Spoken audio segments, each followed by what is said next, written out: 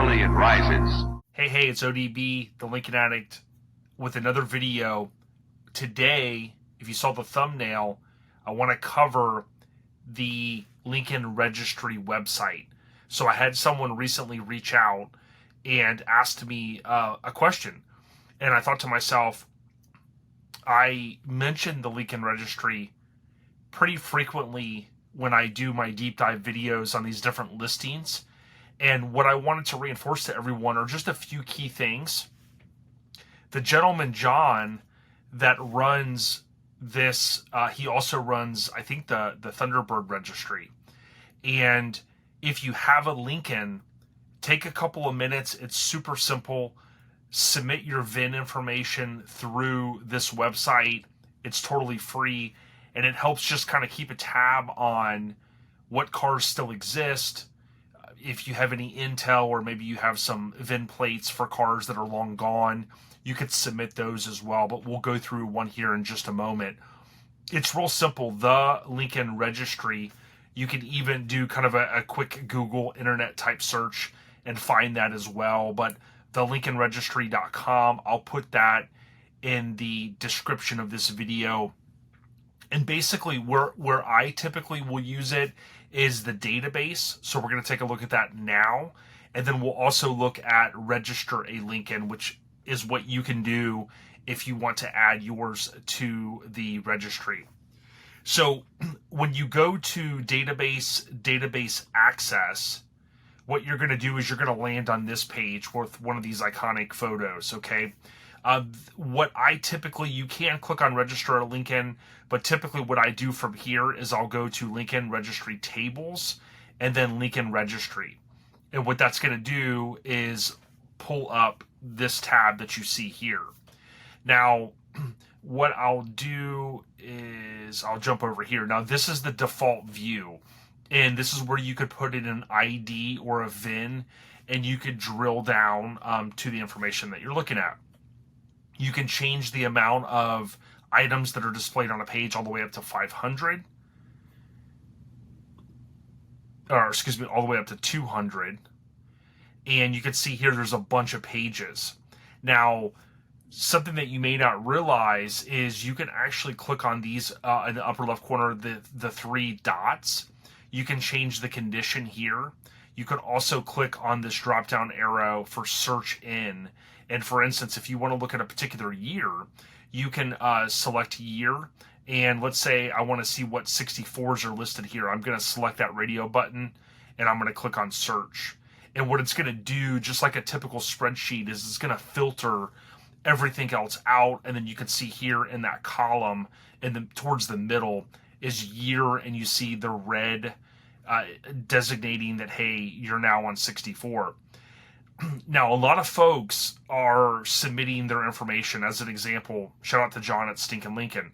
He submitted this car, and when you click on a photo, just so you know, you can click on the VIN itself, or you can click on one of these photos. And for instance, if I hit escape, it's going to take me to now the description. And this will show you different information, including the VIN, the year, the make, the model, the codes on the door. That's typically going to be what I break down on this channel, doing the listing reviews. That's going to be the information kind of from the door plate, so on and so forth. And then here, you can even add comments. We'll look at in just a moment how to submit one. But for instance, John was the quote spotter, aka the person that submitted this, and then he put a brief description that this was a car originally owned by Arnold Palmer. It was subsequently owned by John Lyman, and actually, ironically enough, I was there the day that car sold from his place up in Pennsylvania. So pretty cool.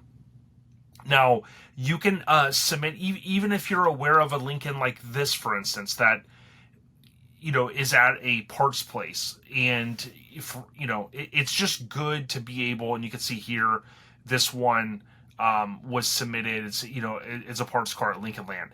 It's good for us to kind of know where these cars go, because as I've reinforced, the records were lost and you can't easily find details about particular cars. So this is kind of that registry, if you will, of these different cars. And there's a lot of cool stuff on here. There's custom cars. There's cars that, for instance, this was one that was that I did a video on, some of my very early video series where I talked about this car that was in an accident, for instance. And we can see here Chris Dunn had submitted this one. It was on a website, like an auction website. There's also what I refer to as the barbecue Lincoln, and I had it a few minutes ago before I started this video.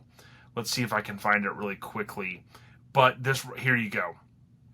I call this the barbecue Lincoln because someone took a 64 sedan and made it into a barbecue, and obviously it looks like a convertible to a certain extent, but this was actually originally a sedan.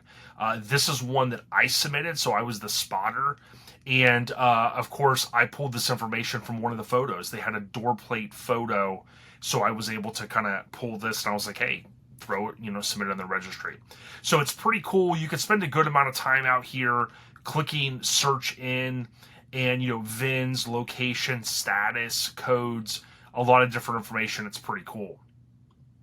Now, lastly, what I'm going to show you today is how to submit.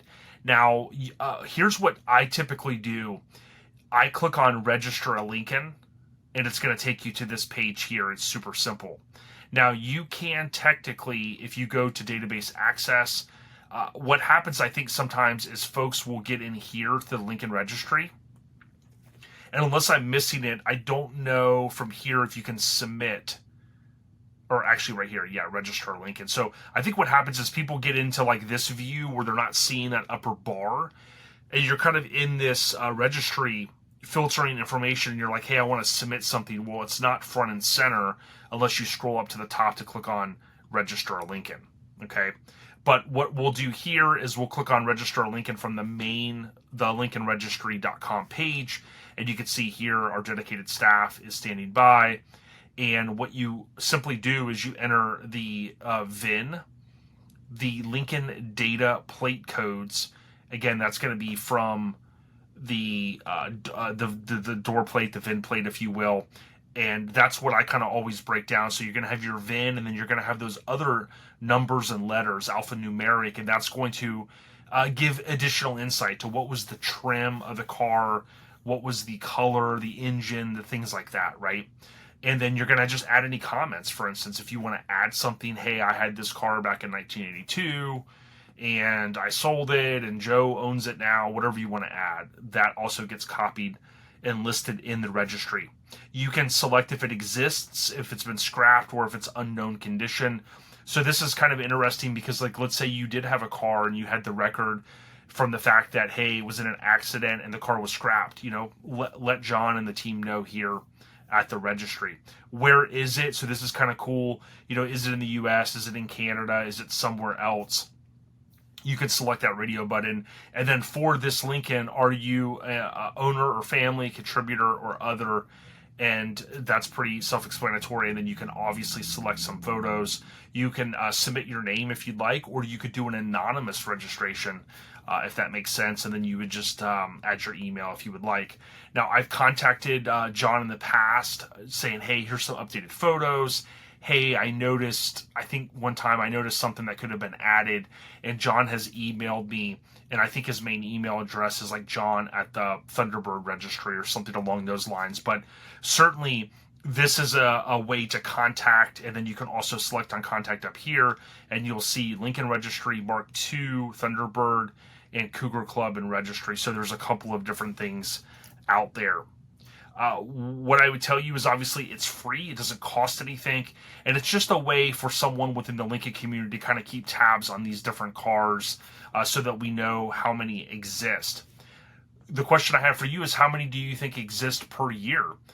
For some of the good conversations I've had with John Cashman over the course of time, I've heard people say, hey, I think maybe 50% of the cars are gone. And you would say, well, how are they gone?